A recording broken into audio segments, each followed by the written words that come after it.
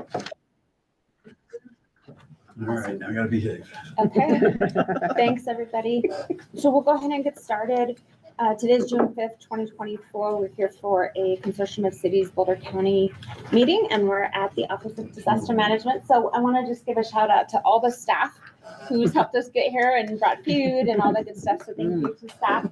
And special shout out to Nick Robles from the policy team at Boulder County Commissioner's Office for coordinating and getting the emails out and all that good stuff. So it sounds like there's some folks in the teams trying to get to the Zoom. So feel free to text your folks if you don't see them on, in case they're not in the link that was included in the updated email.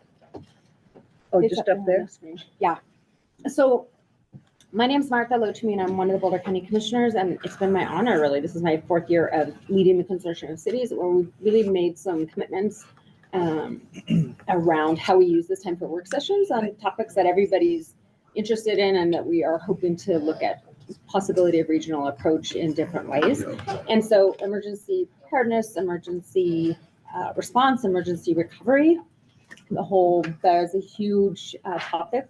And so I appreciate folks wanting to come back in a follow-up conversation from the end of 2023 to talk more about this, topic. So we're going to do introductions first, and then I'll go through the agenda, and then I'm going to turn it over to our expert presenter this evening. So let's do introductions first online, and I'm going to get whoever's closer to the screen than I am to help just read names and let folks know who's up next. And here's what we're going to do for introductions. Your name, your title, and if for some reason your title doesn't tell us where you are in the county, please add that in there so that we know regionally where we're all coming from. And then you'll have up to 3 words, everybody, electeds especially, up to 3 words about your kind of vision around this work. So it could be a description or how you're feeling maybe. Okay, so let's start with who wants to help me reading up on the screen? I'll do that. I have Thank a good, yeah. I don't have my. So we have Clay Shuck from Broomfield OEM. Good evening, everyone. Clay Shuck. I'm the Director of Operations for the City and County of Broomfield. I oversee Parks, Recreation, Senior Services, and the Office of Emergency Management. I think my 3 words were just get better. Nice. Thank you for starting us off. Thanks for joining us. Then we have Ken Lenarsic from Jamestown. Yeah. Good evening. Represent town of Jamestown, and I've been living there and working in government there for like 26 years. Do you have a word or two about your hopes for this work? No, I really don't. I'm here to learn, I hope. Here to learn. Well done. Good. Thank you. Then we have Mayor Chris Lay from Louisville. Good evening. Let's collaborate better. Oh, okay. And then finally, Paloma Delgadillo, I hope I pronounced that correctly, from Broomfield. Yeah, you got that. Hi, I'm Paloma. I'm from Broomfield, and I really also do not have great words. I was like safe, secure, and something else. So you get 2 of 3, which is not a passing grade, but there we go. Thank you. It's still passing. All right. Anybody? Is that all That's online? it. Okay. Yeah. Thank you. And if folks jump in online, we'll try and be graceful like we do. If we catch it during our presentation, just give folks the ability to do an introduction. So let's go around the room, and we'll start with Nick. Nick Robles, policy staff in the Commissioner's Office. 3 words or up to 3 words? Sorry. Sorry, that's okay. Shan McBaney, Boulder Office of Disaster Management, Emergency Management Coordinator, here to help. Ooh, I like it. Thank you. Kim Scott. I work also at Boulder Office of Disaster Management, Emergency Management Coordinator, here to serve. Ooh, well done. I don't know how to top that. Holly Rogan, the Mayor of Lyons, and I'm going to say always looking forward. Thank you. Everybody set the bar so high. That's like the hard part. All right. Brian Wong, Mayor Pro Tem Lafayette, And I'm just gonna say it's important for partnership. Oh, I like that. Thank you. I already gave my introduction, my words. I'm going to say regionally optimistic. Let's go back here behind me. All right. Dion Finning, Director of Emergency Management for City of Longmont. And I'll say 3 words, understanding, coordination, and expectations. Great.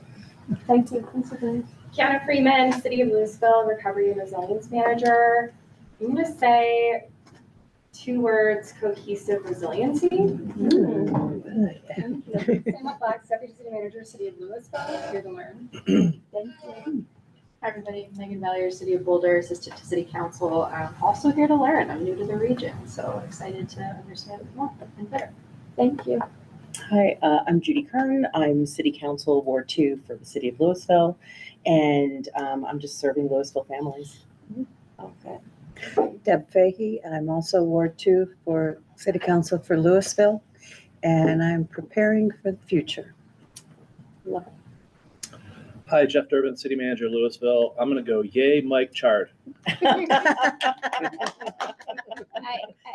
okay. It's a great turnover. Really quick, it looked like maybe somebody else joined, but it could have just been. Miguel Aguilar.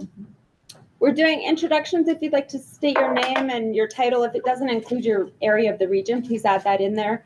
And you have up to 3 words to tell us your hopes about this work together. My name is Miguel Aguilar, Senior Transportation Planner for the town of Erie. And yeah, I just kind of want to be on the forefront and be, ahead of the game out of disasters and disaster planning. So we don't think as planners, we don't have much planning for our town. So yeah, just want to be ahead of the game on that. On the forefront. Thank Yes. you. Thanks for joining us. All right, so with that, let's take a look at our agenda. We've got an overview of the top 10 preparedness list. We've got a discussion in the works, and some of those notes I believe were in the email. We're going to do an activity and some discussion to really get the work happening here. We may have time for member updates, like we typically talk about community events, but I'll just tell you that's not the priority tonight. I want to make sure that we have the time to really focus on this subject, because that was a big ask from folks to prep for this meeting. So I'm just not going to worry. If we don't get there, we don't get there, and we can always use email and other formats to text your friends and let them know what's happening. So with that, I want to turn over to Mike Chard, who is doing amazing work. And some of you know I've had the privilege of working in emergency response with Mike Chard in my previous role at the city.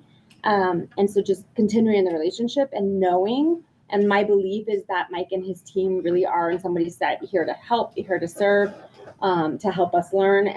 And that is why we're all here. So really appreciate your time and your staff's time too. I want to thank everyone for agreeing to this topic, because my 3 words are preparedness is essential. Great. And for those that have experienced a disaster, you know what I'm talking about. And for those that haven't, then that's sort of the warning, because this is what you'll learn. Preparedness, as you know, for our discussion at the last meeting, we went over anatomy of disaster. If you didn't attend that or want to include more people, and the whole goal of that is to give people a mental model or context by which to understand how we as a county, and that means not just the county as an organization, but we talk the collective whole there, the community-wide aspect of special districts, municipalities, towns, neighborhoods, and the county itself, how we kind of look at coming around disasters, because that's what happens. All the politics and all the things that come into the borders and the barriers around it, people generally drop that for the most part, and they come together to try to get through that dire phase. And then as you start getting recovery, things get back into the bureaucratic structures, as you all know. We always like to say we move at the speed of people during the emergency, and then we start moving at the speed of government when we start moving away from that, getting into recovery as we fall back into those lanes. Preparedness, this is about will. The will of the community, the will of the people responsible for these duties, and then the will of the leadership and the elected officials to support it and create the space to do it. And my goal, unlike the last time, which was much more about presenting, this is about just teeing it up and letting you run with this. And then you got some great experts in the room and peers that we work with.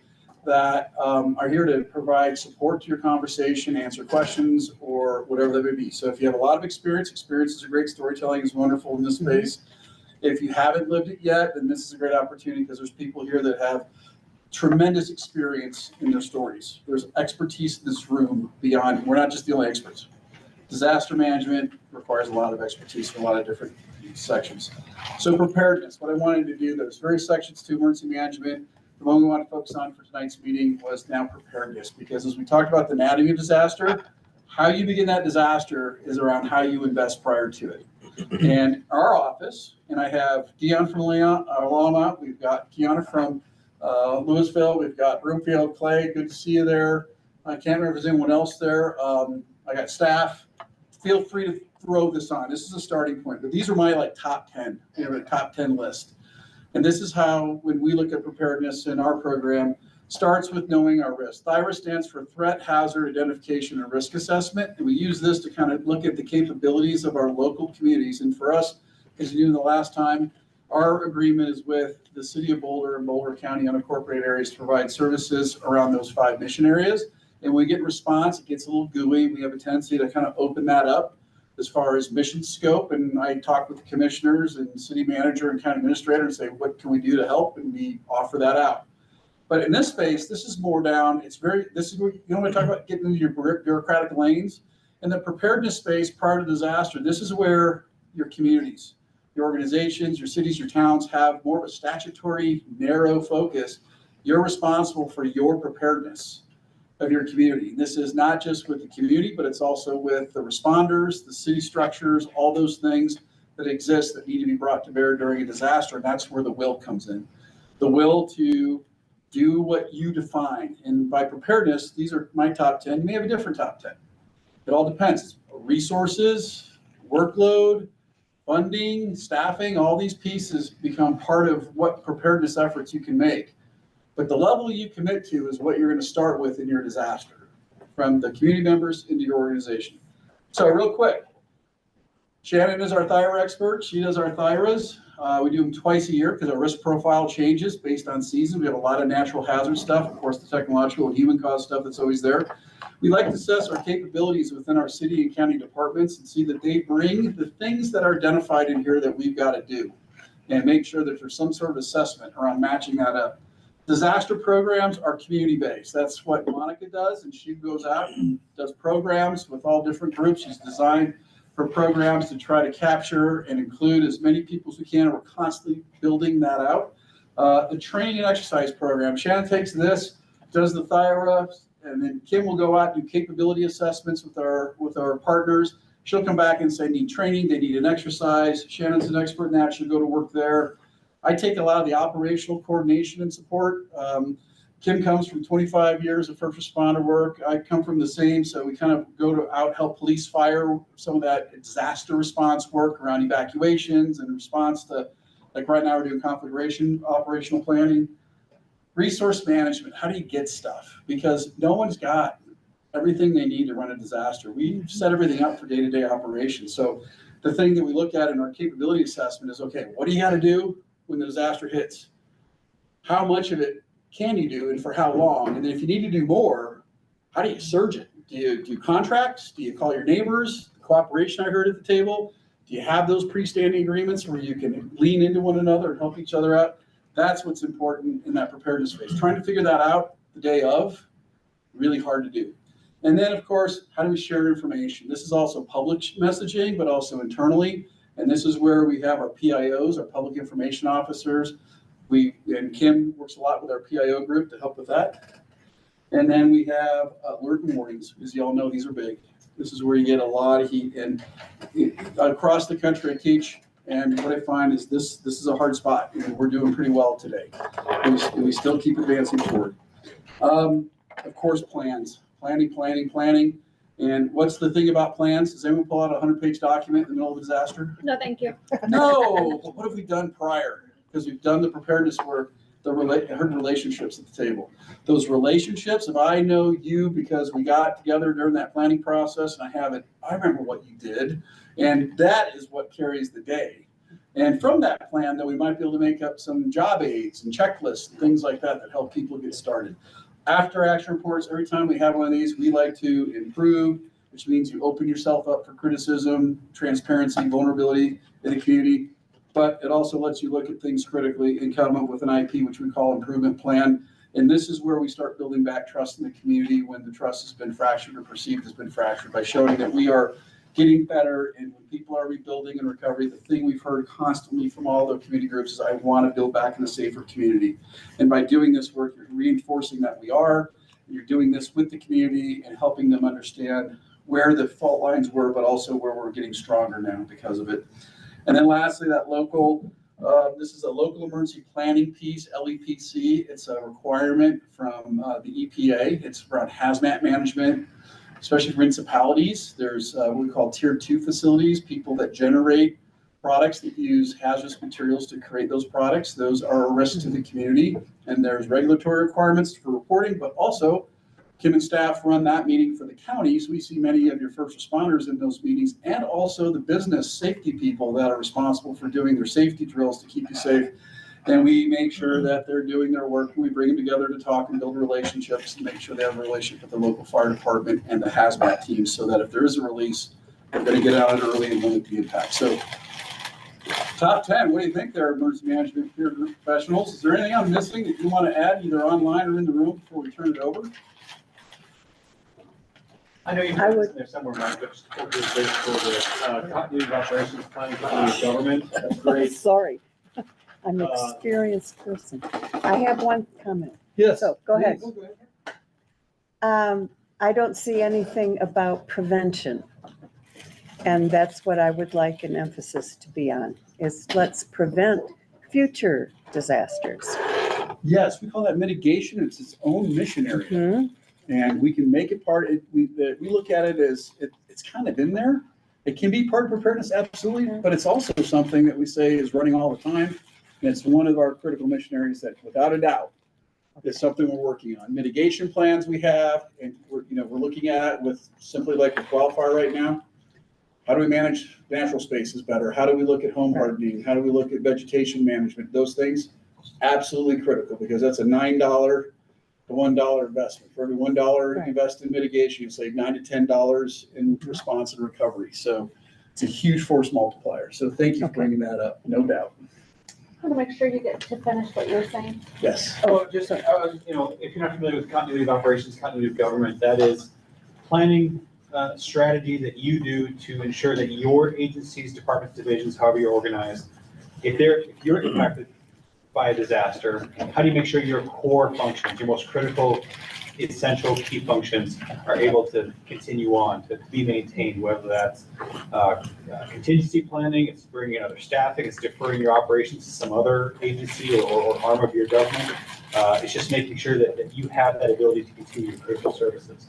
But I would say it extends even further out from your governing agencies, but it's also your local jurisdiction, local businesses, critical partners like hospitals, school districts. All of those are partners that plan in this effort. And then if those critical services go down, we got to have a plan for that as well. So it's kind of it's really a community effort that really makes it successful. That's great. Anyone else?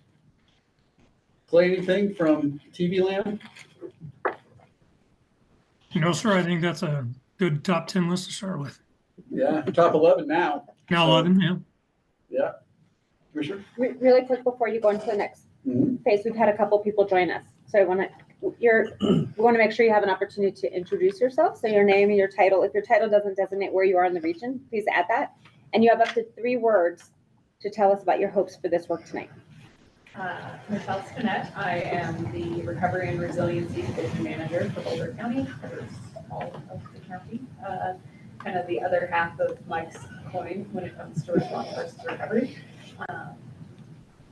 And I think that 3 words, I wanted to listen in on kind of what we're doing countywide on the preparedness space, because it is this cycle that kind of all feeds into each other.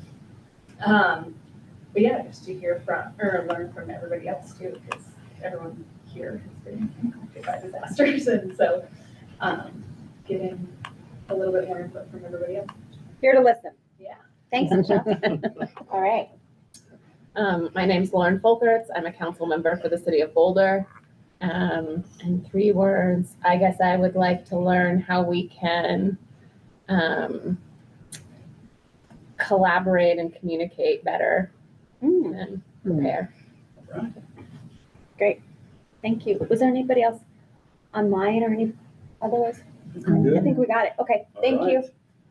Fantastic. Any questions, comments so far? Have a sheet in front of you. We'll get one for you there, Michelle.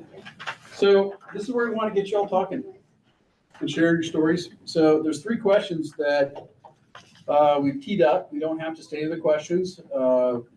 If they work, great. If not, there's something else you want to direct the conversation towards, let's do it. But we thought maybe sharing a brief synopsis of what your emergency system, maybe your preparedness system kind of looks like. From your perspective, do you have lessons learned related to this that few members that most impacted you can share? And what's your own work around equity and preparedness as the 3 consortium member discussions that kind of hit there? And then after that, we'll look at kind of what's the perfect world.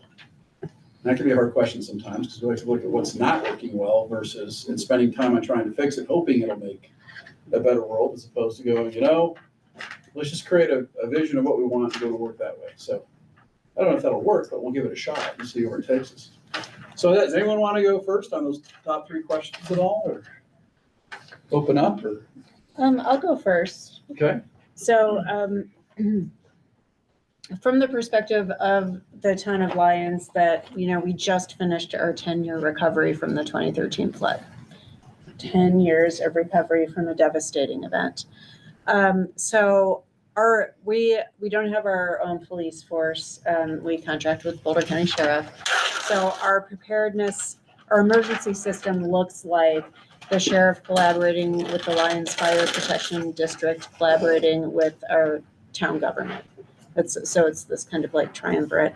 But what I really want to talk about from a 10 years later lens is something that I don't hear addressed a lot, which is mental health. And so surviving a disaster in the immediate aftermath is one thing and incredibly difficult. And what I hear is that, okay, at the time there was some mental health assistance available to people. Everybody swarmed to Lyons to help as soon as they could. We had people from all over the country come, church groups from, South Carolina, like everybody came to help.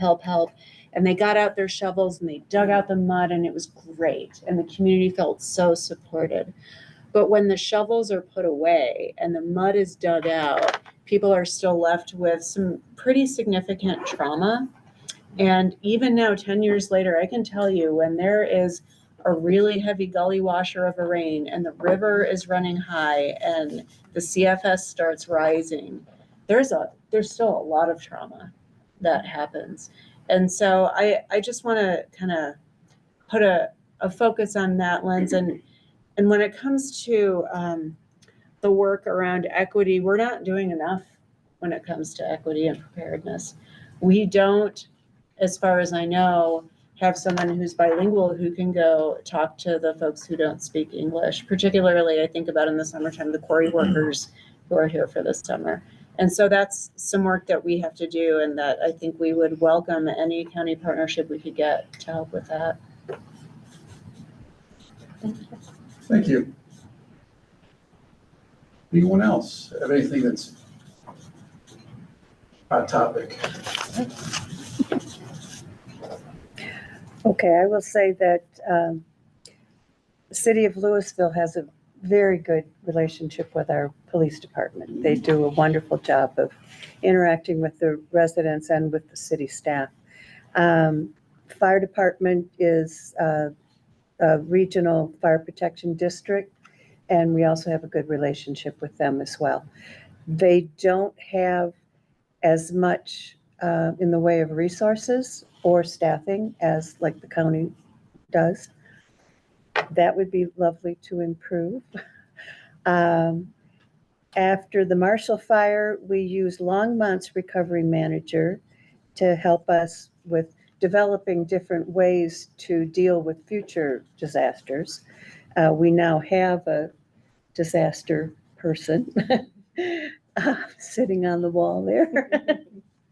And so we're looking for a lot of improvement there in our preparedness for future disasters. But it's really important to deal with the regional communication and partnership with other cities, the county, even at the state level, even the federal level. If FEMA didn't come in and help us with the debris removal, that would have been a huge impact to the residents. And I will agree that the effects from something like this don't go away just because the disaster is over and it's cleaned up.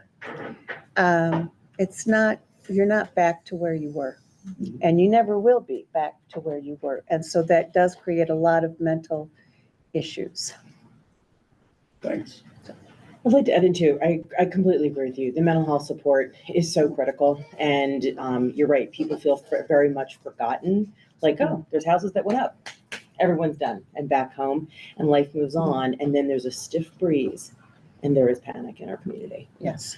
And so it's the same thing, you know, we have a lot of people who are impacted by the Boulder floods as well in Louisville who feel that same heavy rains bring a lot of fears they do up in Lyons.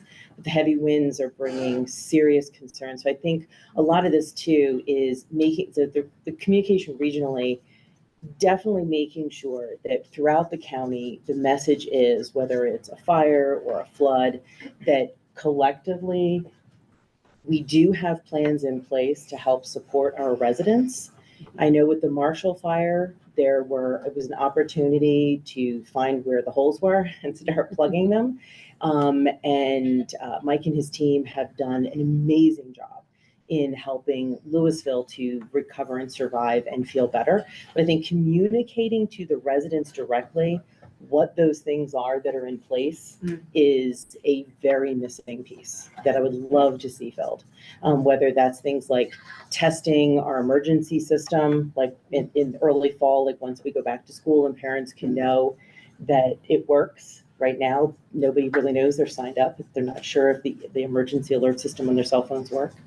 And I think coordination with BVSD for a lot of parents would make people feel a lot more secure. Because right now, there's question marks as to what happens when kids are in school. Marshall Fire, super lucky. It happened when kids were out of school. And during the day. Yeah, middle of the day. Thank goodness. Another important thing for City of Louisville is we're trying to come up with a program to encourage people to sign up for Everbridge and really promote that necessity that they are signed up so that they'll get the announcements and the emergency evacuation notices and know what's going on and what they should do because of it.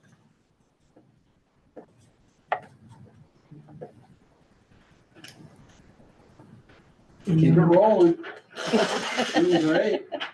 I'd say in Boulder, we're looking at a lot of communication, City of Boulder, a lot of communications improvements, including like evacuation zones and plans and things, but with much, much more detail than we have had before. Sort of, I think, modeled after a California system where you have like your zoned numbers and things, and so that they can just rattle off like these areas need to evacuate by number. Also increasing wildfire mitigation. But related to the evacuations, I think one of the things that, you know, as Boulder continues looking at becoming more and more of a car-like community, how we work with evacuations when a majority of people might not own cars and how we prepare for a future that looks like that. Because that's a vision that we have, particularly for the denser areas of downtown Boulder. I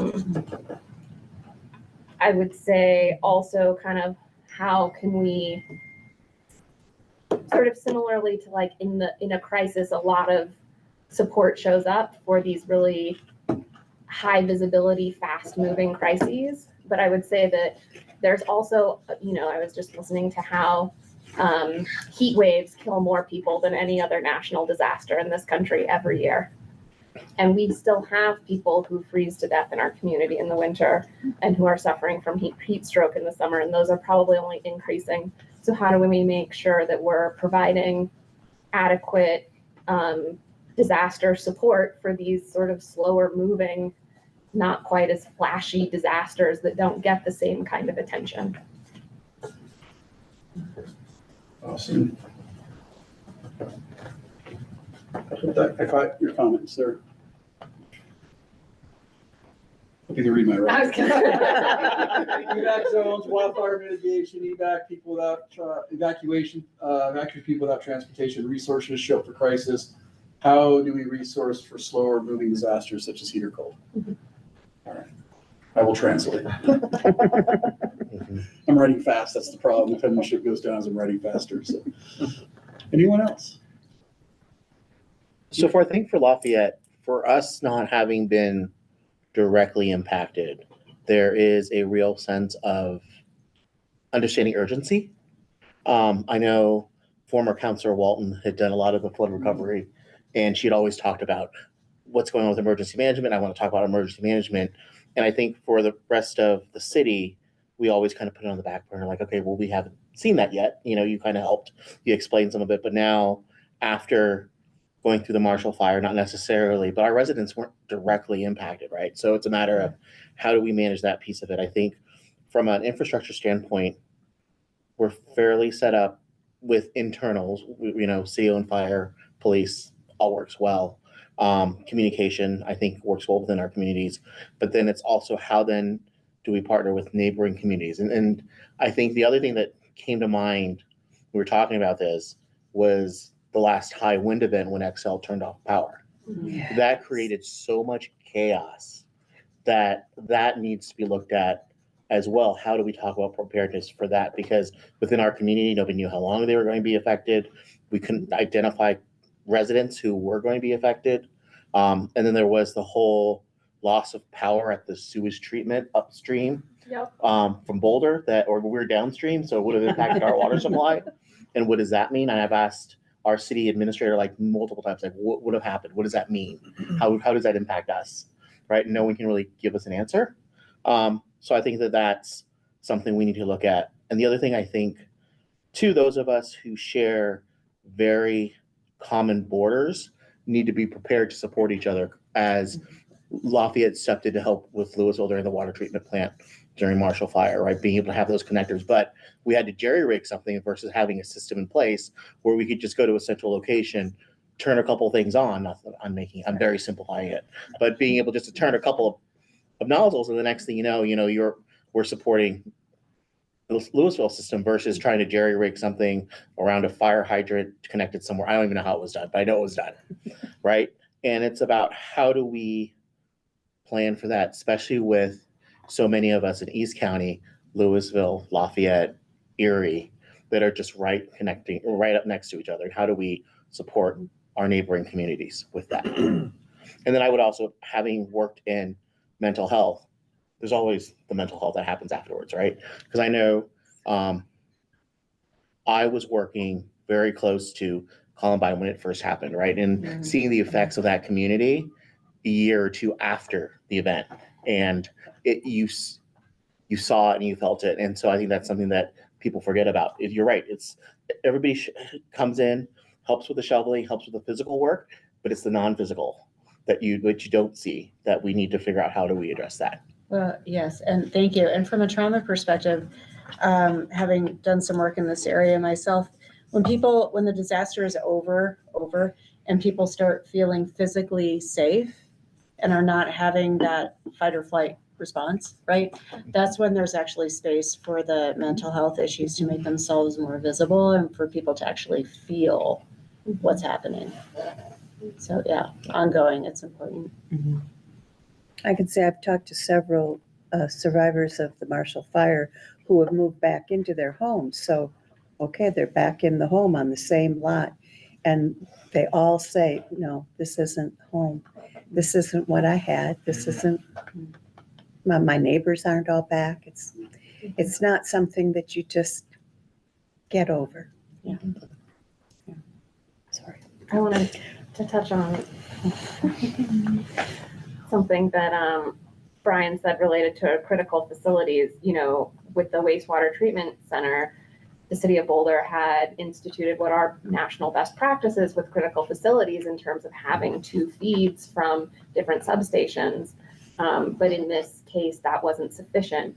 And so, you know, I think also just re-looking at our critical infrastructure under kind of these more intense disasters that we're looking at to really assess whether the practices that and the assumptions that we've made around what is enough to secure these facilities and if that really is enough. So I also thought this is relating again to all of us really working together in neighboring communities within the county. We have a lot of people who send their children to school throughout Boulder County, but not within the city that they live. I mean, I've gone ahead and met kids at Horizon School, and they were living in Lafayette, Louisville, and Superior, as well as in Boulder. And so I think for that impact, if a disaster happens, like an immediate emergency, we'll say a big scale, right? That parents are located in one town, like in Lafayette, and their kids are all the way in Boulder in school, like making sure that we're able to communicate effectively with those families, and that, you know, our city leaders and staff really are aware that it isn't just the person who's right there in the city. It's also the fingering pieces of their minors and their families. So I think that's a piece I don't want to forget about, because a lot of times, like with Louisville and Superior and the Marshall Fire, it was like, oh, you're right here. Well, a parent's not going to leave if they don't have their child. I don't think so. There's some hard questions around that particular scenario. Schools. We're working in that space right now. And that's a great thing that we're working on. I think, and I really want to thank you for that, because I know for a couple of years now, this has been coming up in community Boulder County conversation, is how do we do this? This is one of the things I probably hear the most from parents in Louisville specifically, is what if? What if my kids? Yeah. Yeah, I bet. Yeah. Sure. I mean, if you're cut off, it's scary, right? So I think that, and then now we're also talking about a vulnerable portion of our population, our children. So, and then the other end of the spectrum, we have some seniors and people who aren't as maybe physically capable, is plans for those people specifically. I mean, talk about somebody who's like on a bike or doesn't have a car, they use public transportation, but imagine the person who has a wheelchair and is in that. Let's make sure that we're also working on that if we can focus on that too.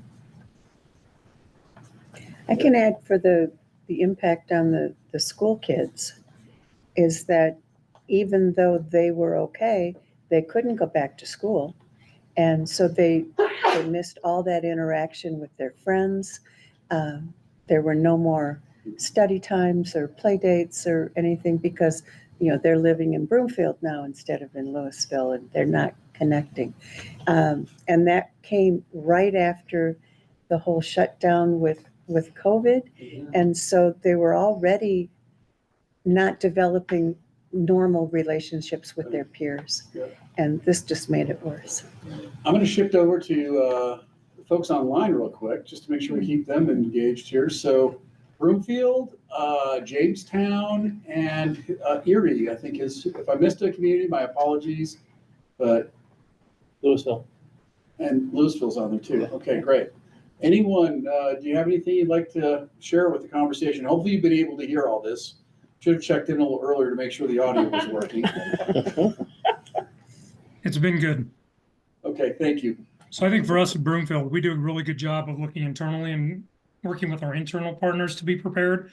I think where we run into an issue is something the Mayor Pro Tem from Lafayette talked about, is just those adjacent jurisdictions and how are we communicating with them? How do we make sure that we're interacting during an event and that we're providing the proper resources, not only for support of that incident, but also to maintain some type of support within our own jurisdiction.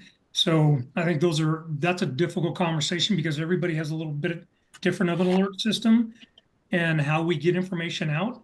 And we don't always have that ability to talk to each other during those events. So that's one of those things that I think for me is kind of a sticking point.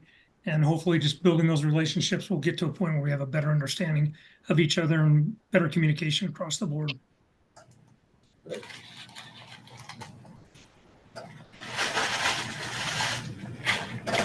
Anyone else online? Mayor Lay raised his hand. Oh, we did, I'm sorry. If you can watch that for me. Yeah, Chris Lay, Mayor of Louisville. Thank you for all the comments so far. I think communication with the residents is really important. I think that it's hard to have it seems like it's hard to have too much communication about what the plans are in a lot of different forms and a lot of different channels. That's a challenge. That's a challenge for a smaller community. And at times I think Louisville is really big, and at times I realize, and most of the time, that we're really limited in many ways, and by that old 168 hours a week, and it's hard to work your staff that long.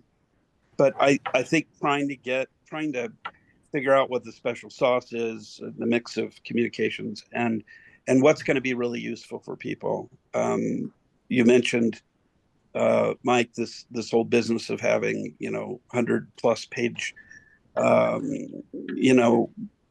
manuals and things. On the very other end, it's like, how can we make it really simple and confidence building? That's something. There's a whole bunch of ways in which we have had to and still need to build confidence with our residents, and it's not just fire survivors, though they're the most traumatized by this. And the more, I think that's something that I just really appreciate your expertise, your staff's expertise. Holly's got just unfathomable experience in this area, and I think we can learn from you all as to how we can do that most efficiently, because we just don't have time to keep making others' mistakes, right? You guys have already made your share of mistakes, and we have too, and we don't have enough time or energy or resources. So I think it's that communication with the citizens that I'm very frustrated. It's tough. Okay. Thanks for sharing that, Mayor. Anyone else? I was just going to add, because I keep hearing communication, and I think one piece that I would like us to talk about, maybe we won't agree on it this evening, but somewhere in there, and I'm thinking about AI, I'm thinking about technology, I'm thinking about even in the recent Excel preventative shutdown of power, there were agencies who were like, okay, we're going to put up our own map. And so, and I think that's going to continue to happen, and actually more so as people become more experts and have access to more information, which could be good. But I'm curious around a conversation about how we might agree, and especially as elected officials, like, who are we going to point, who's the trusted information? I might be biased. I think it's Office of Disaster Management, but I really think in people's grasp for information, and I feel like it's going to get more elevated, and I think that's a simple way for us to agree, like, who are we going to point people to, which map, and so somewhere in that process, I think that's going to become more and more important. So just something on my mind. Well, building on that, I know that you've already greatly improved the emergency notification process, and breaking it up into this area. We'll get this notification for this. That makes a huge difference. Educating the public on, if you're in that area, you will get a notification. If you're not, you won't. But sign up for Everbridge so you know which one you're in. And there was one conversation that I had with, I think it was might have been a former sheriff of Boulder County, who said that people need to be informed about alternate ways of evacuating in the case of an emergency, and that they need to know that it's okay to drive the wrong way down a street if you're going away from the emergency. They need to know you can go through, a trail or an open space area and just drive through and get out of there. But a lot of people won't do that because, they're following the rules. And so maybe more education on that would help. We have a whole preparedness program on how not to follow the rules. It drives the class nuts. Okay, good, thank We've you. heard that loud and clear. We've already started addressing that, but you're so right. Yeah. Thank so right. Well, I just wanted to make sure somewhere in this presentation, the sign up for Everbridge is the real thing. I've been talking about that for a decade. Yes. Is specific to emergency preparedness and the Reach Well app. So again, I just, Right. because we've been working, Mike's been listening to me for a while about the multilingual capacity and need. Right.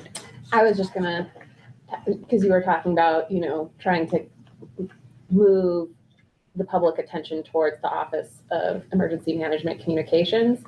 I would say that in some of the emergencies I have been more involved with, that there is kind of like a tendency of like holding stuff and doing the press release kind of version of information release that is not in line with how anyone is used to receiving information anymore, which is in like short, tiny, frequent amounts. And so I think to the extent that when the Office of Emergency Management isn't following that path of communication, people are definitely going to be searching far and wide and spreading more and more other things in that vacuum. Right. It's a good reminder. Oh, yeah, we're actually taking more than a reminder. We're actually working on a solution to that. So I hesitate to roll it out yet, Kim, but there'll be something rolling out we'll be able to share here soon enough in the next 30 days, I believe, that will start to address or significantly address that concern. Okay, I've got another comment on going with other language. Yeah, go ahead. There's also people who don't have a cell phone or a computer, the seniors or the younger kids, that there has to be another way for them to learn. And I know that it used to be the tornado siren that you can't do in the case of a fire or even a flood because people just go to their basements. That's the worst thing they can do.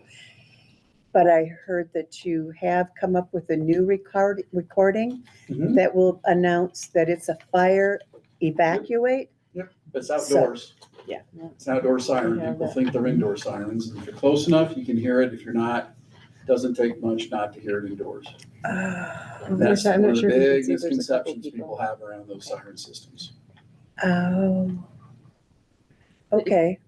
Well, then some other way of dealing with people who don't have cell phones. That's why we send an army of cops in going door to door, Knock on. regardless of everything we do, because there will be people in the shower, headphones on, sleeping in the basement, kids didn't have a phone, whatever, and that's why door to doors are ultimately last, or not last, but one of their high priorities of notification.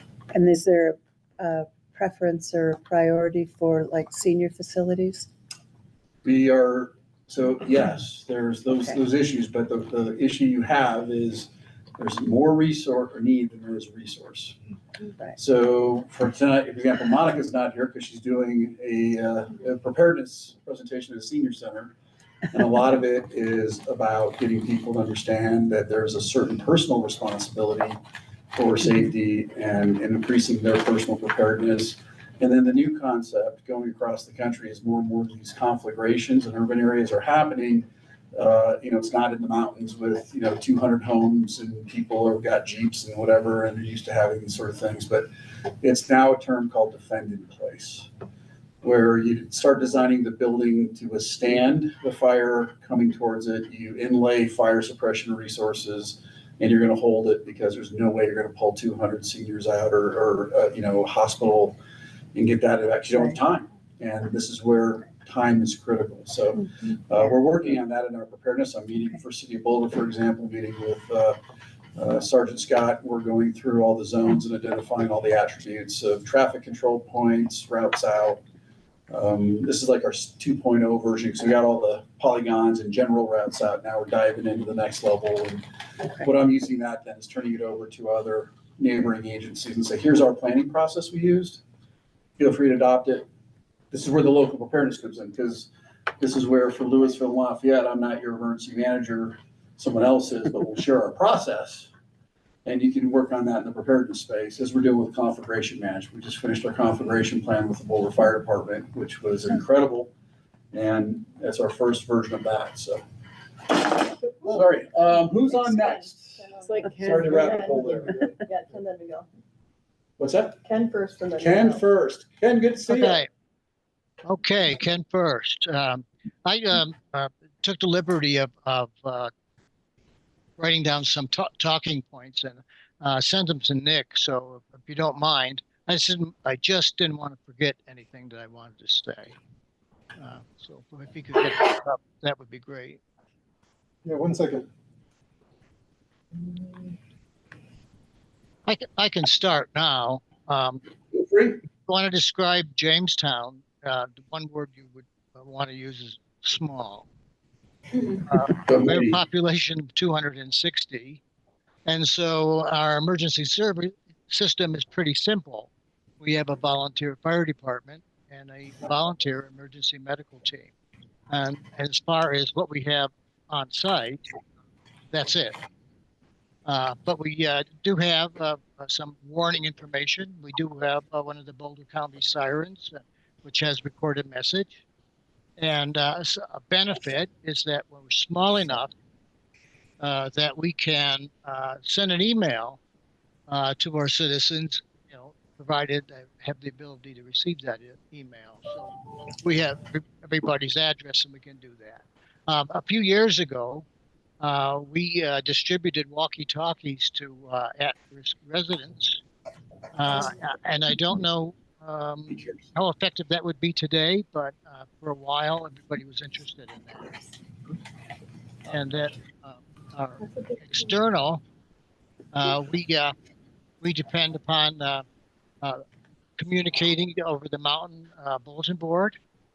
And also, we depend upon the Boulder County ODM for things like Reachwell and Everbridge. Next, please.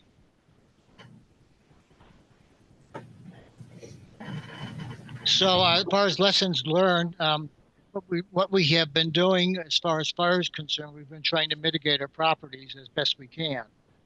We did participate with wildfire partners. Of course, that's the thing that the residents have the option of doing, and a lot of them have taken advantage of it. And we also recently had a grant from the St. Vrain and Left Hand Watershed Conservation District, and we mitigated 40 plus properties that had wildfire interface properties. Some of these were town-owned properties, and others were privately owned.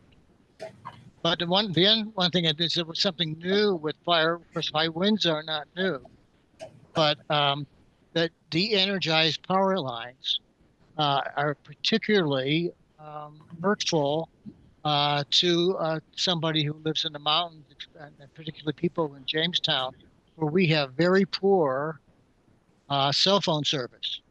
And so in order to get cell phone service, we depend a lot on Wi-Fi, and most of the people get their Wi-Fi from the phone company. So if there's a planned de-energized lamp for power lines, that is when they have a red flag warning or a windy day, and they want to turn off de-energized power lines, because of that, we had been able to get the telephone company to come up and back up the batteries that they have for the telephone system, so that we maintain Wi-Fi. Because otherwise, when the power goes out, there's no backup batteries for Wi-Fi. And that's very important because, and also during if that's the case, somebody who has a generator or a router that has a backup system, some battery system, will be able to maintain communications by email or by telephone or by other means during the outage. Now, when it's unplanned, we generally wind up with no Wi-Fi. And when it's unplanned, it means that there is a fire and that the XL is de-energizing power lines, and so we will lose our Wi-Fi. But when that happens, once the backup batteries are exhausted, it means we won't have any telephones. The batteries last 6 to 10 hours, and that means that nobody in town has 911 emergency service. The backup plan for that is you hike down to the fire station and communicate that way. Next slide, please. As far as the flood's concerned, we depend on the resiliency that we built into the recovery efforts. That is higher elevations for both bridges and residential. And we have some flow calming drops. In other words, these are rock dams, as you will, that slow down the flow of the creek, and hopefully would then do less damage to the parties on the banks. So there's 62 of those drops, and also as a result of a flood, there are more rain gauges that are administered by the county. During the flood, and as a result of the flood, town now owns 9 buyout program properties that can never be built upon. So what happened, and yes, other properties have not been rebuilt, but what has happened is that persons who are lower in income, live in smaller houses, or are on fixed income, are not able to, the ones who are most damaged. Those are the properties that were, for the most part, which were bought out. So we lost those people. They left. They moved somewhere else.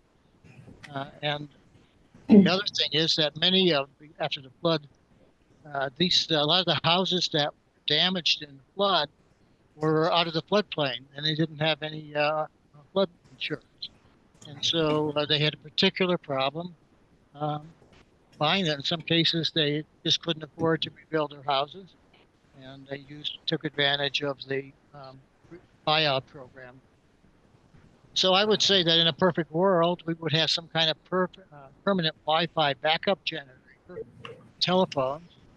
We would be able to have our residential citizens, people who live in Jamestown, be better prepared for these kind of things, including these wind events, and also have some earlier notification of planned power loss, so that we have a chance to keep our. And finally, we'd like to have better cell phone coverage.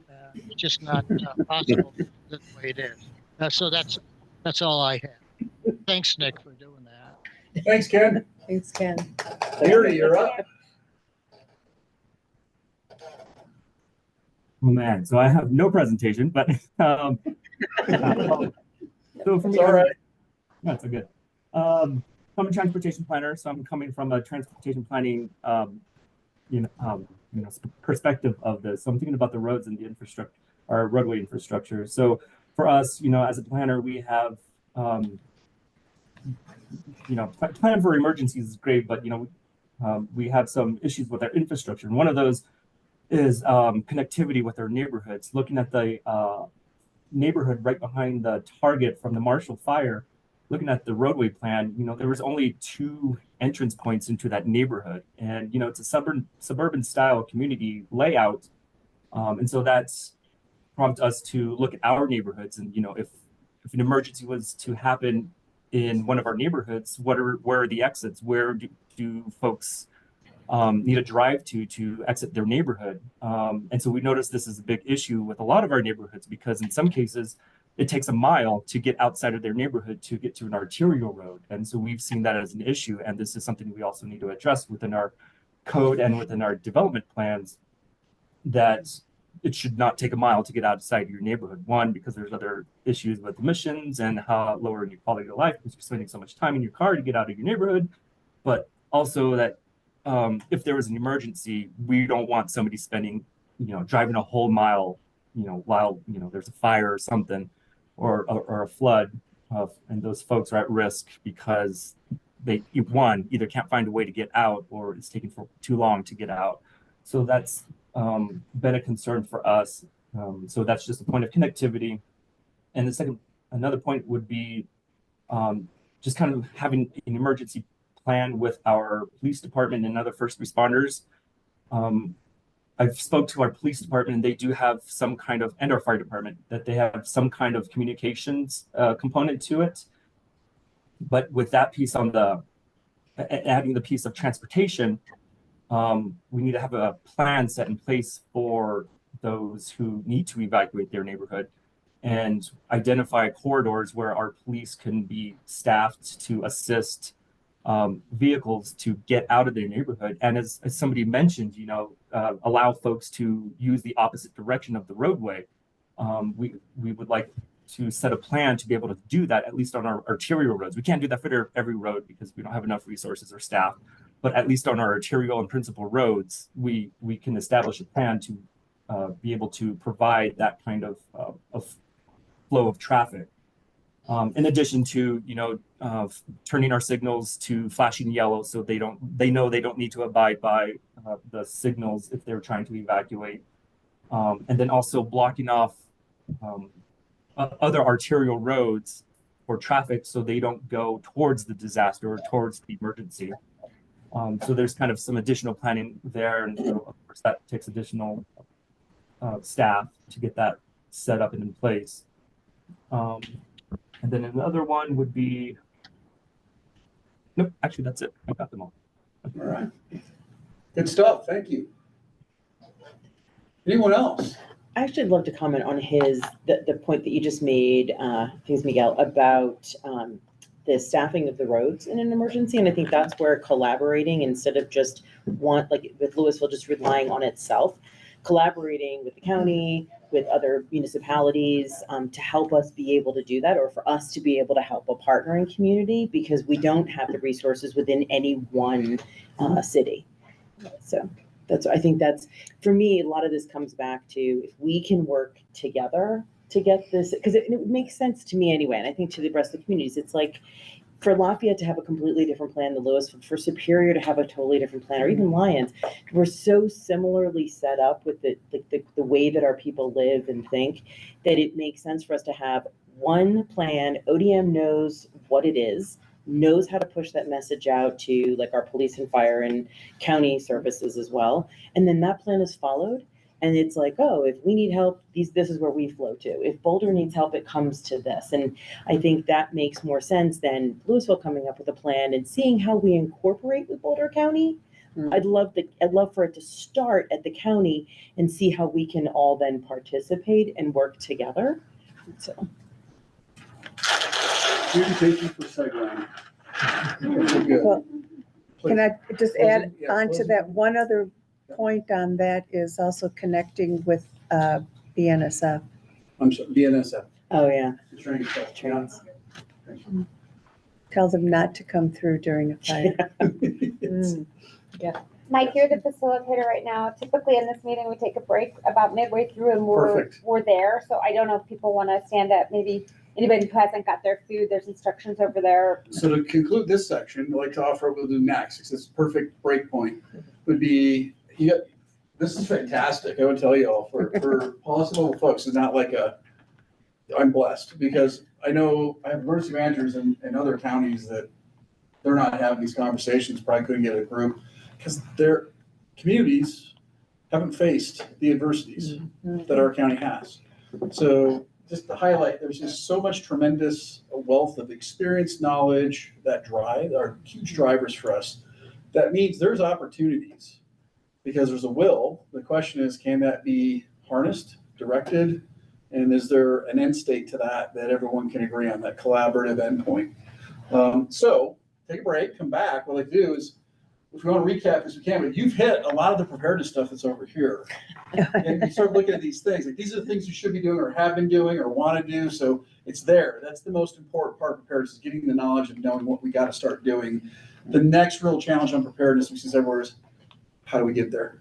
And there's always, as someone said, there's too many hours, not enough hours in the day. Dan Barber said it one day in an activation. That was the busiest activation we ever had. We were 40 hours in one day. So that's what we'll come back to, is now that you know what you know, you got a great, I think everyone feel pretty good about preparedness, what it is. You hit it. What do you think the best way is to proceed forward? What's the perfect world for that? What's your recommendations? It all starts with the folks that have the power to, create the future, and then end with sort of what's your direction to us? You have your staffs here. What's the expectation that you want us walking out the door with also? And then, we will be able to say we can meet or not, because, we're all like everyone else. Everyone has probably got 40 hours of work to do in a 24-hour day, to put it as the great Dan Barber said. So we'll stop there. Refresh. Thank you. Come back, whatever you like. Let's just do 5 minutes, just because we're a little over 7, but Nick, in 5 minutes, what time should our Zoom folks come back in? 7:14 or 7:15? Let's do 7:15. Zoom folks will be right back. Thanks, everybody. So mute us and.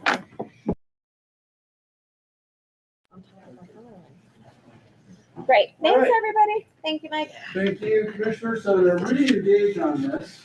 I'm not going to go back through, but everyone's got an idea of what everyone said in their head, right? So you have this is preparedness.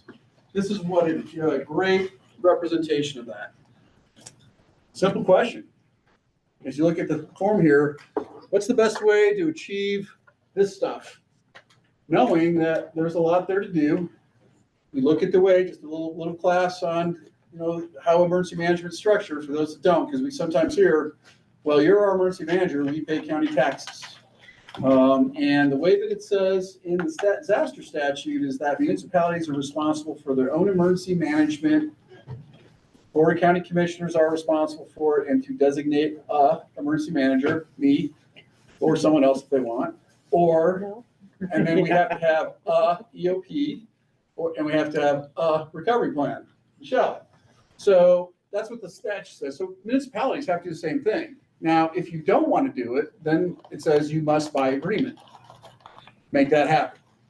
And hence was the agreement that is in place between Boulder County and the city of Boulder, which an IGA signed in 2005, it's been updated 3 times, which brought us together as the Office of Emergency Management, changed the name in 2022 to better reflect what we do, disaster management.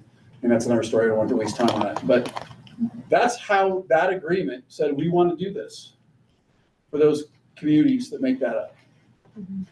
So what's the best state? What's the best way? And there's a lot of ways to cover that problem and make it work. So can I provide any more information or clarity around this? Councilmember. Well, and I know that because of this IGA, there's trainings and things that happen between our staff and county staff. Could you maybe provide a little bit more of the information of what happens because of this agreement that we have? Yeah. So what would happen in the agreement, it specifies specifically what our office is designed to do and how it's to work. So we'll handle in all phases. So mitigation, I don't own infrastructure. We support our public works folks or land use people that are in the mitigation space, the departments of the city that will be in there. So we do planning, we do training exercise, we do what we call ESF support work.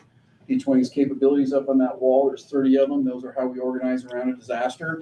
They represent operational capabilities that we bring to bear. And some of them include even some people from other communities. So like I said, in response, there seems to be already this sort of effort to try to do it unofficially. And it works. We make it work, but it's not, it's superficial, what I'll say, because there's no real, push comes to shove. My resourcing is I'm taking care of the city of Boulder and the Boulder County stuff, and I don't have time to go support other communities as much as we want to. We try, we'll help with some planning efforts. I run like what's called a command and control operational planning piece for the entire county. I'm bringing law enforcement and fire to many of the reasons people cited about how we got to get cops in and just float them all over the county to help with evacuations, and the fires departments need to be able to mutual aid. So we kind of take that next level of not their 911 response side, but how do we come together in these disaster states? So we work on that kind of thing. We provide trainings overall to the county. We'll work with like BVSD and help them in spaces that will help other communities. So there are things you're getting for your tax dollar to the county. And when the EOC opens, unless the commissioners or someone says, nope, you're not on the EOC for Erie or Lafayette, even though people are in trouble, and I can't see the city of Boulder or Boulder County saying that, that's what you get for that investment, is you get that kind of stuff. And then you get pockets of it. So I hope I'm answering your question. But if you want a more official way to go about that, then that would be something to answer that question. Now, when Deion's here is great. Deion has got Longmont. It's a very large community here in Boulder County, and we work with Deion.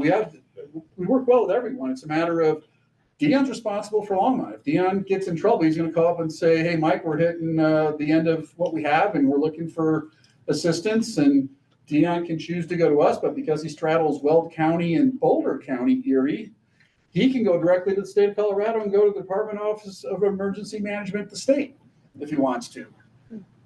But he likes to work with the local stuff because he can get a lot more stuff from the county and squeeze that pretty quick and all the neighboring communities. So there's that relationship. So it's like a handoff relationship that we have with Longmont.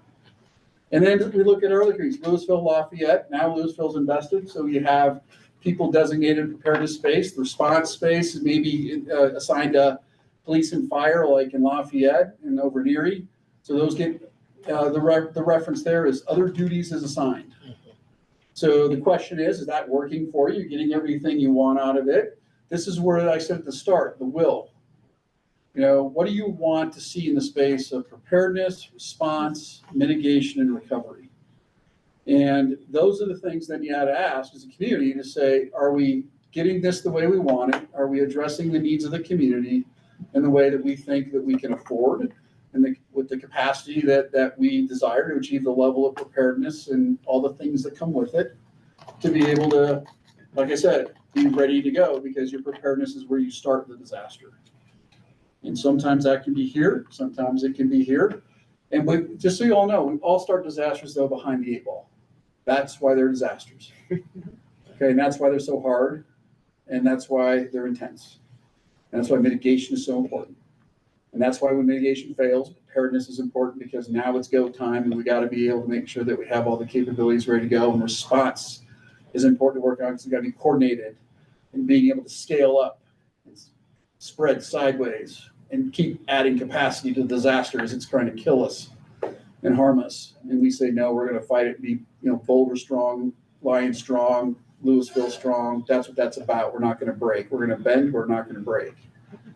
And then we're done, and then the real work starts. As you're talking about this recovery work, man, the preparedness stuff falls right in recovery. You said it very well, that everyone says we're going to build back stronger and better. That's the ethos, but the reality of it is people leave. The demographics change. Things are not the same. Some areas are better, some areas are worse. Whatever it will be, it'll be changed.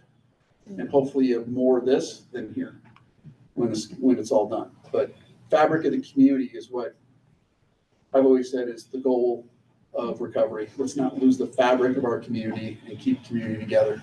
Lyons was meeting out at, remember the church?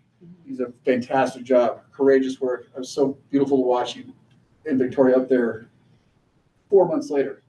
Everyone is still coming back to the church to try to retain a sense of community. That wasn't me personally. Oh, I'm sorry. You're right. Julie was. That's correct. In Victoria. They're amazing. And brought people back that probably would have been scattered to the wind before winds had. We're still bringing people back. That's awesome. Oh, I'm glad to hear that. Yeah, so that's the stuff here. So it's for our county, for your city, for your special district. That's the question: is what's the way you want to proceed forward on the stuff, which is kind of there. It doesn't be answered tonight, right? It's your time to talk. We're here to answer the questions you have of how does that work, where does it not work, what can we do, and I'll open up the floor. What's your capacity, Mike? Pardon me? What's your capacity here at ODM? Maxed out. What do we do to So help you just so you not be know where maxed? we are, so we're one of the most highest impacted disaster counties in the state. The recovery aspect of this has been going on, and we've had 1 month since 2010 in the county where we were not in a recovery op. And that was the month before the flood. We actually declared the 4 Mile fire done in August, and October and September 11th, we went back in, and then 10 years later, we're still going out, and we just don't do one count disaster at a time. We get 3 or 4, and we've had, with COVID even made it worse, because then not only were we having multiple layer disasters, now they're just tearing down all our capabilities that we had up here, saying, oh no, you can't really do it that way, because now we're having this global pandemic impacting our response capacity and recovery capacity and human capacity with the community. So we're maxed out. If I had to take on more communities, I would need more people, to be quite honest. Because we're working 40 hours and 24 hours. So I've had turnover 100% twice in my office. And I've been here for 15. FEMA put out a thing that showed that most emergency managers go after 2 major disasters have had enough done. The reason why I'm still around is because I have got fantastic partnerships, wonderful communities, wonderful MAC group that lets us get in these disasters and bend, not break. It's the break that you can't take it as a human being. Because you're the one that's carrying all the responsibility, everything that broke. And that's what flushes out emergency managers. And the other problem is I get people with a lot of experience. They're not getting 100% turnover because summer it's too much because they're on call all the time. So we're on call 24/7, 365 with 5 people. And then the other side of it, I'm not trying to make a sob story here, but it's just the reality of it. And then the other side of that is that I get people that are really well trained. And guess who starts poaching them? Other communities start going, hey, you got how many activations under your belt and HUD scale? Oh my God, come to ARC. And they end up getting great opportunities, which I'm happy to see them do because they've earned it. So those are the things. It's got a great team. They're fantastic. So I try to keep them around and we've been, listen to what they need to try to bend it. And we've hired some great folks.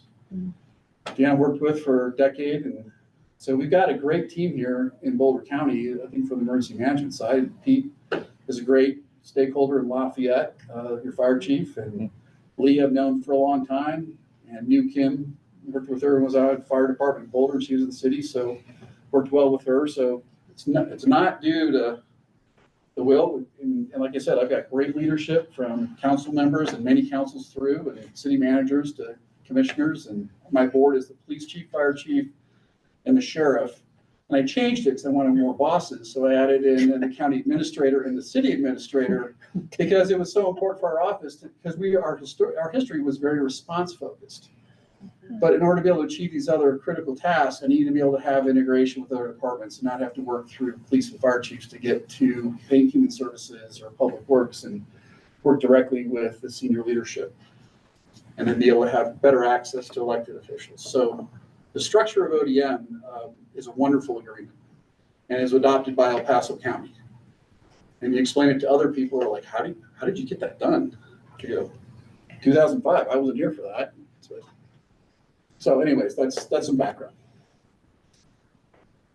Go ahead. Would signing or having other communities sign IGAs help with that staffing issue potentially, or how does that help? How does that fit in terms of your workload or in terms of how we all participate together better? Responsibility would, IGA can stake out responsibility and things up here around integration, coordination, and it puts it under an agreement, an official agreement of here's how this relationship will go and proceed and be conducted. The resourcing of what the requirements are of that would have to be assessed. But it would be something where, hey, just give me $50,000, $5,000 and 5 people, and let's take on 3 more communities and add another 60,000 people to my responsibility for direct responsibility for preparedness, recovery, and all those things. So it would be a question that couldn't be answered tonight, but it could solve it. It is a way. The other way is develop the internal capacity within your own organizations. That's the other way to do it. Or you contract it out is another way to do it. But contractors end up turning going, well, we need to have all these people show up for these meetings. Contractors help with certain things, but it's hard to run programs through contractors. Is my understanding. And there may be something at this table that you're going, this is a better way to do it. Do you have examples from other communities that experience a lot of disasters, like California with wildfires or something, and how they organize their recovery groups? So yeah, those are things you can look at. California is you don't want to maybe open that Pandora's box if you want the answer you're going to see, because they're resourced very well. Yes. So, and they're kind of siloed, like recovery's recovery, and there's like 50 people. And if you're doing, response, then you're getting staffs. A lot of them though, in some models, the staff is running the EOC. They're not pumping people into it from departments. So you may find like a larger staff, 15 to 20 people. For example, Arapahoe County has 15 people in their emergency management program, but they don't have MAC group like I got. So they got to run shelters. Where I call up ESF 6 and I go, hey, how's everybody doing at ESF 6? And then I get Kurt Fernharber from the city, and then I get Robin, and I get Susan Caskey from the county, and then we'll get people over, we'll get some shelters opened up, and they call Parks and Rec, and they open up a rec center, and then we bring in all the stuff, and I'm like, okay, they're managing it. Whereas the larger, more resource have probably a few more responsibilities than our offices have. So that's how we've been able to handle it, is there's the wonderful support from department directors, provided with direction from the county and city administrator going, you will do these jobs and you will be involved. But that has effects too. There's turnover effects. People are now doing recovery. They just did response. Now they're doing recovery. They're heroes. The firefighters are heroes. The cops are heroes. Human suffering saves lives. And the same people then are providing services to the community in recovery. They're the ones that were here for 2 weeks nonstop. And now they're in a 6-year recovery process. And then all the services that they were doing as their primary job are still in their department. And they're doing that. So now they're getting, surged on. And so that's the downward effect of that model. So there's trade-offs in every single one of these things. And then in the downtime, if there's not, then hey, I need some training. I need you to meet with Kim, and Kim's going to do an assessment, and that's going to lead to a gap on your capability assessment. And then we need to do some planning and get, think about equipment, and you're going to have to talk to council about how we resource, because there's now growth or gaps or whatever, and see how that kind of rolls. And so that's the thing. It's not one thing is like the silver bullet. Everything will create more challenges, but it's the opportunities. And for us, for me, it's the where do you want to start a disaster? So I'm trying to say, it's how do we as a community, us, want to start a disaster? Because the metaphor I'll give you is disaster hits here. This is that line from zero to the start point. We always finish here. This is Boco, City of Boulder, Louisville, Lafayette. Man, if there's a disaster and things start happening, we end here. All together. All together. Right. Working in one big system. Making it up as we go, which is part of what I call adaptive capacity. That's the key to disaster management. You never ever have, it's why there's disasters. Things get thrown at us all day long. It's like, okay, let's go figure it out. Give me money and permission. I can solve a lot of problems. So, but this is the piece, right? We start down here. This is the disaster. The question is, do you want to be closer to here? Do you want to be at this level go, or do you want to start with better capacity relationships so that maybe we're not so behind the 8 ball leading into that disaster? I don't know if that's a good metaphor, but that's the question that policymakers, I think, have to collectively decide. Do we, as I always say, I use 80 references around staff, but if we want to Fleetwood Mac this thing and go our own way, that's another option. Oh. Or we can be a Beatles tune on this, and we can come together right now. Keep on going. Yeah. I don't know. What's there to have? Put your right foot in. Mike, I'm gonna just do a time check for all of us. And it might help us move to one of the questions, either 2 or 3 in that last section. Because we have about 10 minutes before we're gonna have to close up and do like last comments. So I just want to make sure that we want to get to, do you wish to pursue any recommendations or possibilities? That might be a good one. Or what can we do as a group of emergency managers, et cetera? For me, I'm feeling like it's what's the next step for us to talk about these other questions. I have a curiosity around how are we going to share this information with our trustees, our councils, our commissioners, as well, so that we are making sure everybody is in the know and can be part of the work and conversation. So. Sorry for talking too much, though. I was trying not to. No, You did great, Mike. So I have a thought about this, and hearing all of this information, all this great information, everybody's stories. Although the last thing I would ever want to do is suggest having an additional meeting about anything. I'm wondering whether it might be helpful to have some sort of Boulder County Disaster Recovery Summit, Disaster Preparedness and Recovery Summit, and invite all of the municipalities officially outside of consortium of cities, city managers, whoever, because this is all such great information. And I kind of feel like having that conversation might be a good place to start. Great idea. Thank you. And I wonder, I'm hearing the summit, and I'm also thinking about another event that we had maybe early last year, or maybe it was 2022. And we had a huge room of electeds who got to hear one of the sessions that Mike leads. But so I don't know if it would have to be an entire summit, just also knowing people's schedules. But even if we tried another larger meeting, maybe to bring people to speed. And maybe it would be useful to make it a yearly thing or a twice yearly thing to keep people updated.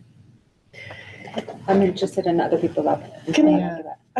What if we did some engagement where we found out how the preparedness, like the recovery and resilience managers from different municipalities, how they're working together, the communications that they have, because they attend a lot of the same things, they work with each other.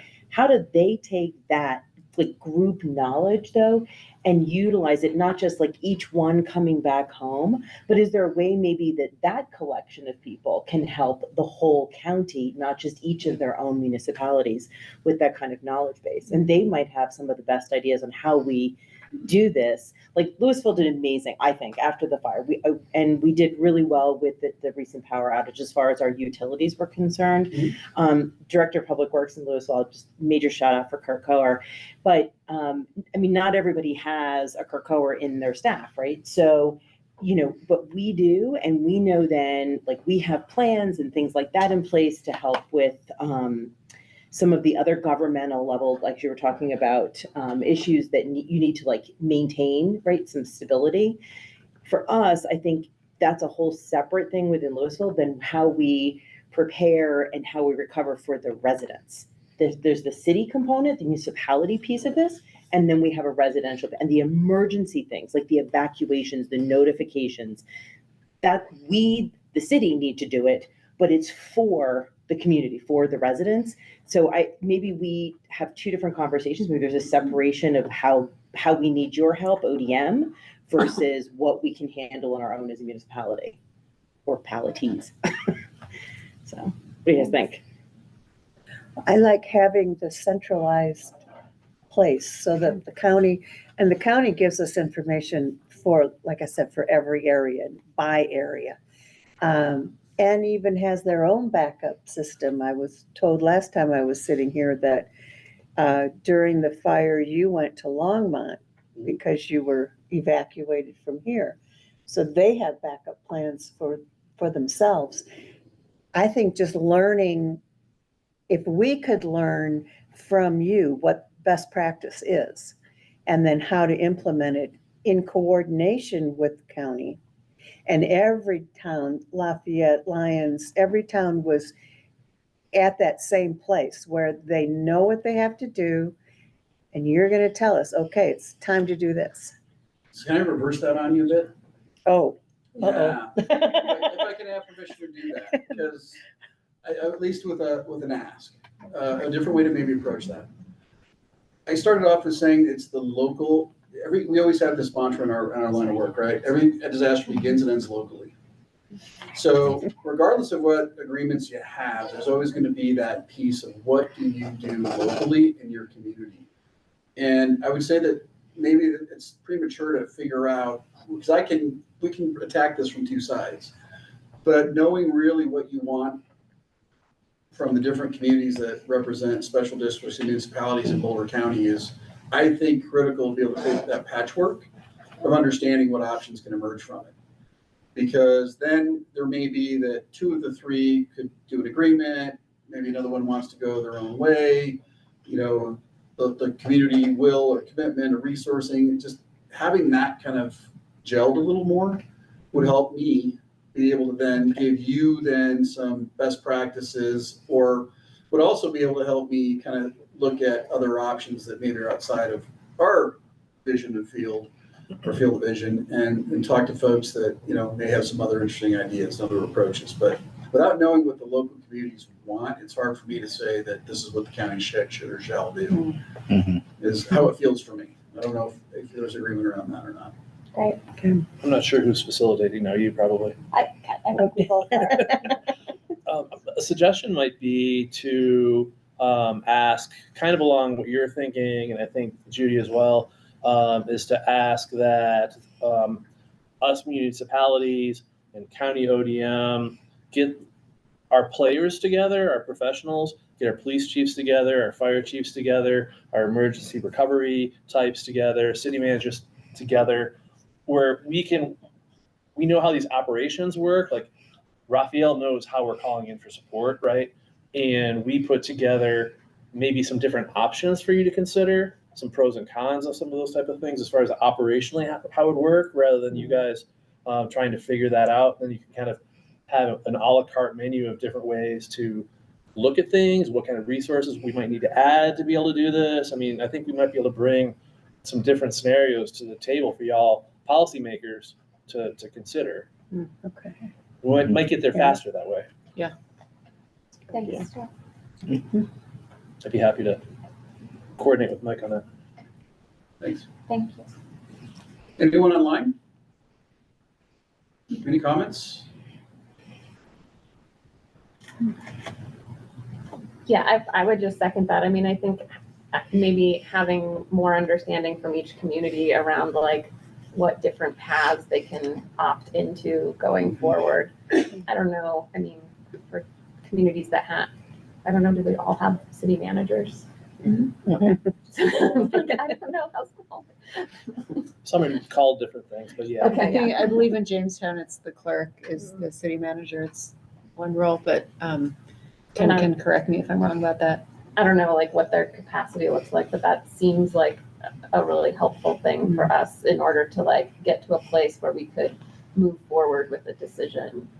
And instead of, I mean, these are great, the preparedness things, but I like want more towards action, towards like what does the next step look like, and how do we get there? Our capacity is like Mike's, 40 hours and 24 hours. However, I mean, at least from my perspective, this is really important priority type stuff, and you guys can make this our priority. But we know what you want. Yeah. Know what you expect. The question is, how do you get there? How do we get there? Can we deliver it, and to what level? And that comes to your point. And how, that's not, we need to be bringing you actionable items to make decisions around, to provide policy direction. But I think this helps set the table for us to know where you are. It was extremely incredible. There's a lot of confidence in you. Yeah. Yes. Yeah. There is. That's a good and bad. What's that? That's a good and bad burden. There's a lot of confidence in you. Yeah. I heard a couple pieces. A summit, a larger meeting, an annual meeting, consortium as a meeting spot, assessment of where everybody is, what we have in each community, and each community bringing ideas to develop scenarios. so as I'm like thinking through all those like workshops of experts and different responders, then I'm getting back to where the mayor started us with maybe some type of a summit. And this group can make a decision as consortium, like is this similar to our transportation annual update that we get connected to the multimodal transportation plan and that tax? Do we just make a commitment that we're going to annually host as consortium an ODM conversation? And it could be a 2-hour meeting, it could be on site here, it could be in another place, it could be just consortium, but we invite other folks just to focus on this topic as one way, not the only piece. So those, just trying to wrap up what I was hearing. And we can think about it, or if somebody feels really strongly and wants to advocate, this is your opportunity right now. Is there anyone online that has any thoughts or comments? Has been kind of in the room here for a while. Miguel. You're on mute if you are trying to share with us, Miguel. Oh, no, I'm not trying to share anything or no comments. Other than, yeah, I agree with the comment that's been said about like bringing together some of our first responders and some upper management or other staff as well. Yeah. Okay. All right, so Miguel might host and provide food. Yeah. Just kidding. Don't come off mute again, Miguel. That's probably a good first step. Yeah. Get some solid data and some information from the municipalities and, the head of the cities and like fire and police and disaster management people and figure out what their recommendations are and what their capacities are within the municipalities and see how they partner and work, how that works, what they like. I think that's probably our best first step to actually, to your point, to become actionable. Right. I would agree. Thank you so much, City Manager Durbin, for the suggestion and the offer to coordinate. Just making a note, but I think I had Throw that in there. Got tasked by something. That has just been recorded. You got voluntold. Honestly, I'm happy to do it. We really appreciate that. Thank you. Any other items people would like to have us just included in that next conversation? Can we get communication with residents, so resident communication, not specifically like staff or legislative, but resident communication? And maybe I don't know if it's too quick to make a summer surge of like getting information out there to get more people registered for Everbridge, for Reachwell. We have, I think, less than 50% of the community is About signed up. 37%. And that's after. So a third. Yeah. Preparedness is a struggle. Monica, anything you want to add on success stories or challenges around that? Yeah, I think success stories. Please come up. Yeah. Please come up. And do you have that broken down by municipality? Steve Silverman can get that for you. I'd love to have, that'd be great to have that number. Yeah. Yeah, I think around preparedness, some of the success pieces that we found are like tapping into groups that are already pre-established, whether that's like, I just came from today working with like senior communities where there's already some sense of identity around that. I think preparedness is challenging in that it's not top of mind for people until we are post incident of some kind. And so finding ways that we can get into the communities ahead of that and make people care about it when they've got busy lives and other things that they're balancing. So I think that's the constant challenge that we keep chipping away at and putting it out there. But yeah, I think tapping in and finding those people that care about it and getting them to help amplify stuff is also helpful. So what we can do with your stuff though is we have on our website, and we can call Monica, but we got preparedness for power outage now, preparedness for pedestrians, preparedness for if you can't drive out and you have to make choices, hard ones. We've got how to sign up, we got ways to explain the systems, Reachwell. She's done great graphics on it. We've translated in 5 languages.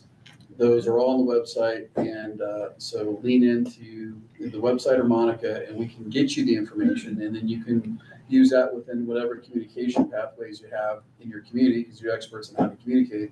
And you at least can get that kind of handheld stuff in their hands to start there as the first win. And something that we've been doing that's been successful is when people come to town hall to sign up for utilities, because we are a beanie. Don't know if you knew that. We opt them in when they're standing there in front of us. That's great. We include information in the utility bills that we send out both electronically, and a lot of people still get mail. And then, one of the main hubs in Lyons is actually the post office, because a lot of folks don't get home delivery. I don't, so I'm at the post office every day. So we have been just actively going to where people already are. And that's been pretty successful, I think. I wonder, I like your idea about the communications and like what's our opportunity as consortium members to commit, like if we all spend 1 week and just sharing out the messages that already exist. I don't believe we have to create anything unless your communications team want to create something that's connected to the information that already exists.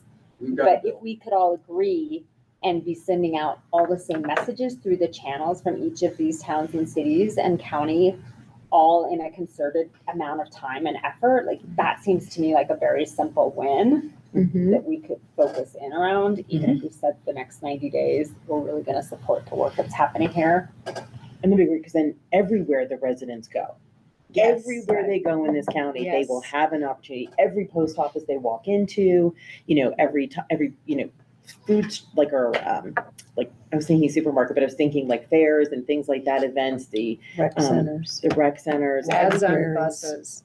So the other challenge we have is in community members that are not represented in the spaces that we traditionally think. So task Monica she's created a collective, I think you called it, Preparedness Collective. Preparedness Coordination Hub that meets quarterly, that gets, so similar kind of, Judy, to what you're saying, and folks have brought up of getting people that work in preparedness space, it's community facing in some capacity, I'll stand up just in case you can't hear, but to bring them together so that we can share those updates on what programs do we have that currently exist that face the community.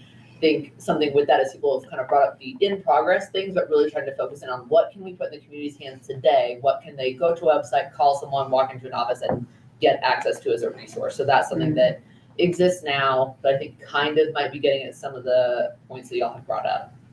Then we're also hitting with our community engagement teams in the city and the county and language access teams to figure out where are you talking, where are you meeting, and then find out for us what's the way we need to deliver this, as opposed to trying to top down this, we're trying to bottom up. And with the resourcing we receive from the commissioners and the city, whole part of that is gives us now that adaptive capacity. So if they tell us they want something, we have the ability to now go out and build it and then print it or make it or resource it and then deliver it and deploy that fast. Before we were just so hamstrung with fiscal limits that was what we could do on a copier and on a computer. And now we're getting the tachometer on community engagement has come up quite a bit, more than it ever has in the last 10 years, which I'm pretty excited about. So some good things going there. Can we partner with you? I'm sorry. I know that this is after the summer, so maybe not as exciting, but September is National Preparedness Month. It is. And so that could be good timing if we wanted to do a big coordinated communications push, just because it also aligns with, Do it again. We have that on our radar. We do have it on the radar. That would be great.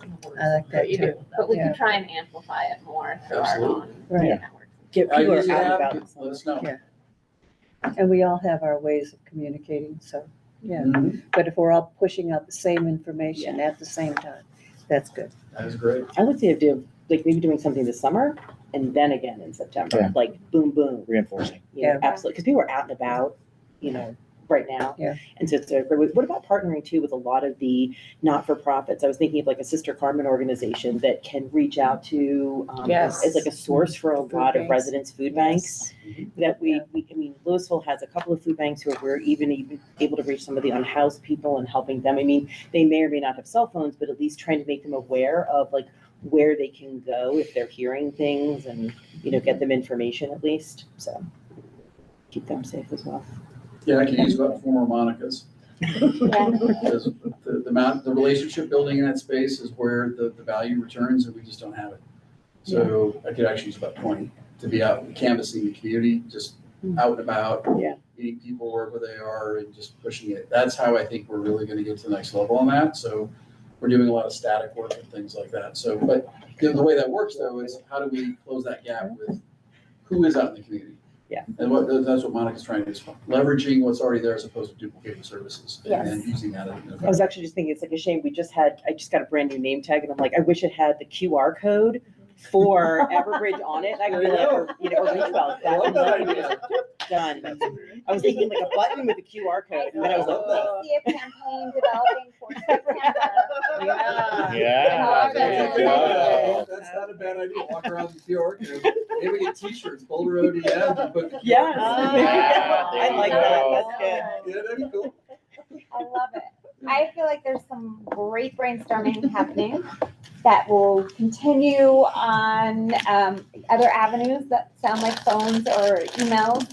I want to just give a great appreciation, Mike, to you and to your team and all the folks that are here that are supporting you to be able to do this work. And I appreciate all of you elected and city town staff that are here to help us do this work. This is really important. And for those of you who are able to be here virtually and in the room, this is part of it, is the relationship building and the connecting and hearing the stories. And so I really appreciate that. I would encourage you all, when Nick Robles from the policy team at the county sends out the email with the recording and the recap, please ask your fellow trustees and council members to just listen to it like it's a podcast. Because part of that is just being in the know and being aware so that when residents ask, they can have responses and get guidance to these different apps and the different conversations that are happening.